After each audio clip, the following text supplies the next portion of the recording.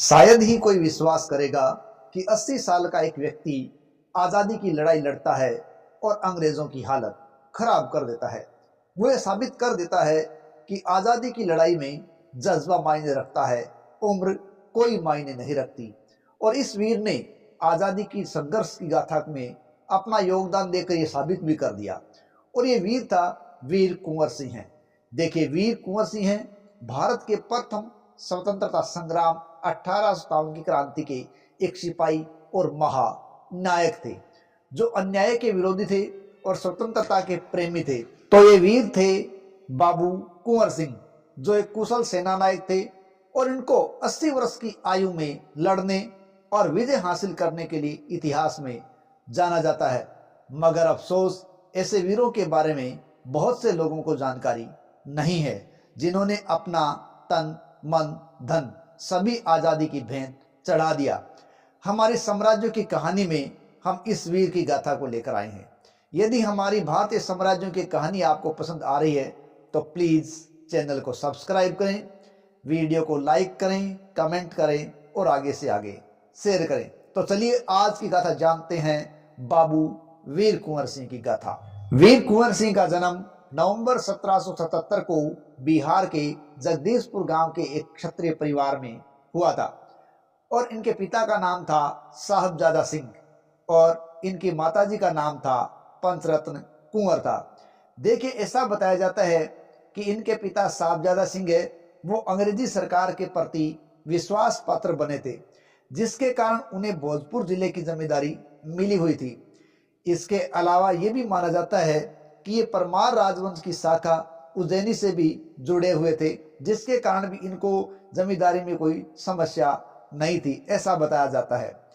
इनके छोटे भाई अमर सिंह, दयाल सिंह और राजपति सिंह और इसी खानदान के बाबू उदवंत सिंह हैं, उमराव सिंह हैं तथा गजराज सिंह हैं। ये भी नामी जागीरदार रहे हैं तथा अपनी आज़ादी कायम रखने के लिए ये हमेशा लड़ते ही रहे हैं। ये वो दौर था जब भारत में अंग्रेजों का दबदबा था, उन्हीं का दौर चल रहा था और सारा भारत उनकी क्रूरता की तस्वीर देख रहा था और वो तस्वीर बाबू कुंवर सिंह भी देख रहे थे और वो अब इनको यहाँ से हटाना चाहते थे, ऐसी उनके मन में इच्छा थी। और वो अपने बागी तेवर है वो दिखाने भी लगे थे, क्योंकि वो सामान्य व्यक्ति की तरह नहीं जी रहे थे, बल्कि वो अपना ज़्यादातर समय है वो तलवारबाजी में, घुड़सवारी में, निशानेबाजी में और युद्ध कला में माहिर होने में ही लगा रहे थे। माना जाता है कि गुरिल्ला युद्ध पद्धति के बारे में वो बहुत ज़्यादा जानकारी रखते थे और ऐसा भी बताया जाता है कि शिवाजी के पश्चात गुरिल्ला पद्धति के बारे में अधिक जानकारी रखने वाले दूसरे व्यक्ति ये कुंवर सिंह थे। और इस बात का फायदा उन्हें मिला भी। जब अंग्रेजों के साथ उन्होंने संघर्ष किया तो उन्होंने गुरिल्ला युद्ध पद्धति का सहारा बखूबी लिया था और अंग्रेजों के खिलाफ इन्होंने बड़ा माहौल तैयार किया और लोगों को एकजुट होने के लिए प्रेरित किया और साथ ही साथ अंग्रेजों के खिलाफ लड़ने के लिए लोगों को तैयार करने के लिए भी इन्होंने जबरदस्त माहौल बनाने का प्रयास किया था। 1857 की क्रांति भारत का पहला स्वतंत्रता संग्राम था। इस संघर्ष में भारत से अंग्रेजों को भगाने के लिए हिंदू और मुसलमानों ने मिलकर कदम से कदम मिलाया था। मंगल पांडे की बहादुरी ने सारे देश में क्रांति की लहर जगा दी थी। बिहार की दानापुर रेजिमेंट, बंगाल के बैरकपुर और रामगढ़ के सिपाहियों ने भी बगावत कर दी थी। मेरठ, कानपुर, लखनऊ, इलाहाबाद, झांसी, दिल्ली, इन सभी के अंदर क्रांति की आग भड़क उठी थी। ऐसे हालात में बाबू कुंवर सिंह भला अपने आप को कैसे रोक पाते, और वो भी अपने सेनापति मैकू सिंह और भारतीय सैनिकों के साथ इस क्रांति के अंदर कूद पड़े थे। बाबू कुंवर सिंह ने जुलाई 1857 को दानापुर के क्रांतिकारियों के साथ स्वतंत्रता संग्राम में सक्रिय लड़ाई लड़नी शुरू कर दी। इसमें भोजपुरी जवान और अन्य साथी भी इनके साथ थे और उन्होंने आरा नगर पर कब्जा कर लिया था। ये सीधी लड़ाई लड़ रहे थे, इसलिए जीत होने पर विद्रोहियों का नेता है वो इनको घोषित कर दिया गया, क्योंकि इनका जज्बा बहुत उच्च श्रेणी का था। देश प्रेम इनके अंदर कूट कूट कर भरा हुआ था और कमजोर स्थिति थी, लेकिन ये कभी भी हार मानने वालों में से नहीं थे और मजबूती से अंग्रेजों के खिलाफ लड़ते रहे और अंग्रेजों को भारी क्षति पहुंचाते रहे, क्योंकि गुरिल्ला युद्धपत्ति का भी वो सहारा ले रहे थे। बीच बीच के अंदर ही मिर्जापुर, अयोध्या, रीवा, बांदा, फैजाबाद, लखनऊ, बनारस, कालपी, गाजीपुर, बांसड़ी, सिकंदरपुर, बलिया आदि अनेक क्षेत्रों का इन्होंने दौरा किया और दौरा करते समय लगातार उन लोगों में आज़ादी के लिए संदेश जगा रहे थे और उनको अंग्रेजों के खिलाफ लड़ने के लिए, एकजुट होने के लिए प्रेरित कर रहे थे। देशभक्ति की भावना उनके अंदर जगाने का कार्य कर रहे थे और छापेमारी का काम तेज दर तेज होता जा रहा था।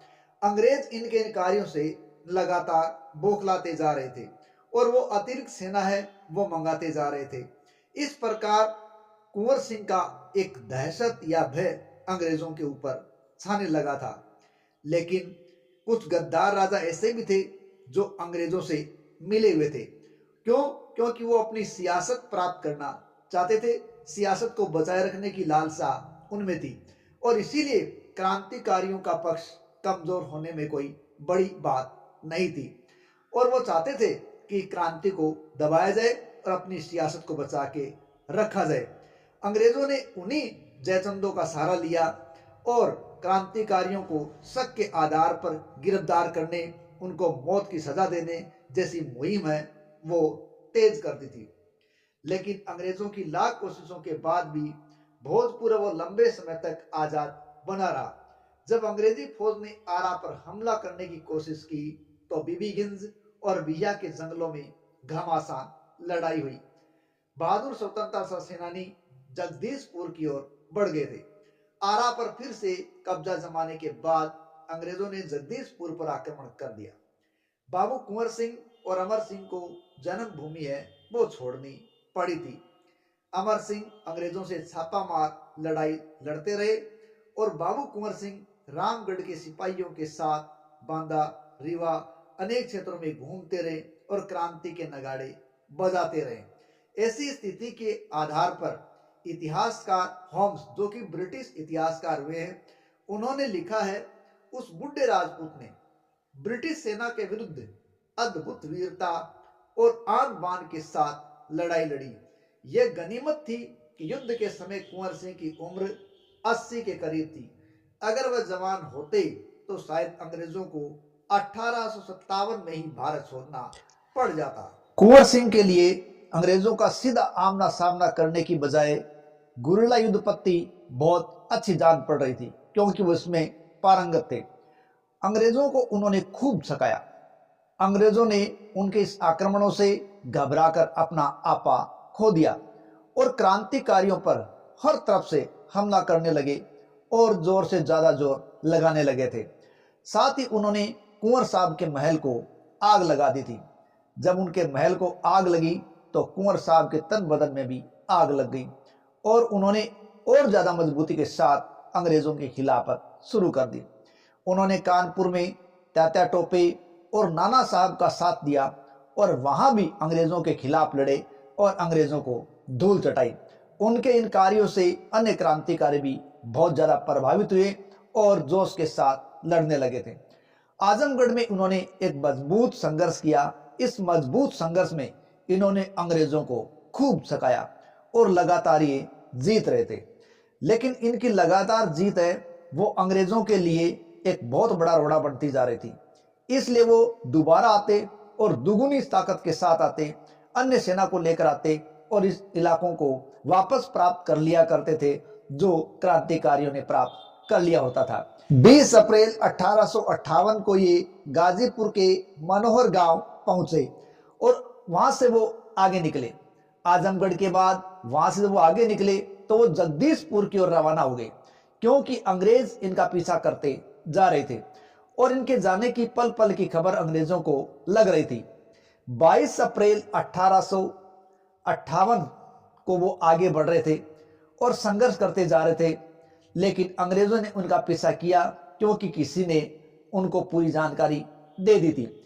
इसलिए इस संघर्ष के दौरान छिपकर उनका संघर्ष हो रहा था और एक अंग्रेज ने छिपकर ही इनको गोली मार दी और जाते समय इनके दाहिने हाथ में गोली लगी और इनका दाहिना हाथ बुरी तरीके से घायल हो गया। लेकिन फिर भी वो तलवार से लगातार संघर्ष करते जा रहे थे, लेकिन धीरे धीरे गोली अपना असर दिखा रही थी और उसका जहर भी फैलता जा रहा था। ऐसी स्थिति के अंदर तलवार से उन्होंने अपनी भुजा काट दी और गंगा माँ को अर्पण कर दी। इस प्रकार वो लड़ते लड़ते आगे बढ़ते रहे और अंत में जगदीशपुर पहुंच गए।